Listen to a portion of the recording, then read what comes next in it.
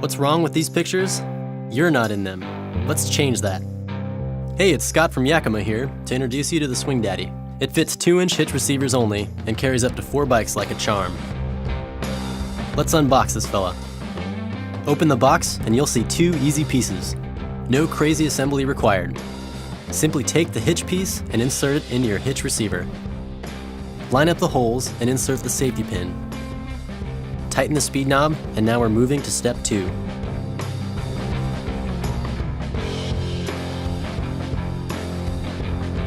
Take the mast piece, line up the holes on your hitch piece, and drop the bolt end.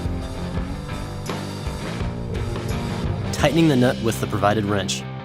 That of course includes a handy bottle opener. Then tighten the safety knob to make sure it's firmly in place, and then lock. If you have other Yakima gear, get the SKS same key system, so all your lock cores only need 1 key. Now installation is done and done. Next up, load your bikes. Release the trigger finger latch to extend the arms. Load bikes onto the anti-sway cradles that keep your bike secure while on the road. And attach your all-new zip strips.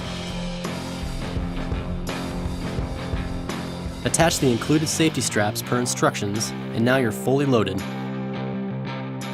To ensure your bikes remain in your possession, check out our handcuff lock, sold separately. But wait! You forgot to load that last bag into the rear of your car. No worries. Turn the safety knob, pull the red pin up, rotate rack, and swing out until it clicks. Easy access, even with the bikes on. Genius, right? To close, press the red hinge lever down and swing mast back until the red pin snaps back into place. Tighten the safety knob and you're ready to roll. Your father would be proud of your wise bike carrying choice, the SwingDaddy. Reminder, gear goes here, friends go here. Yakima, take more friends.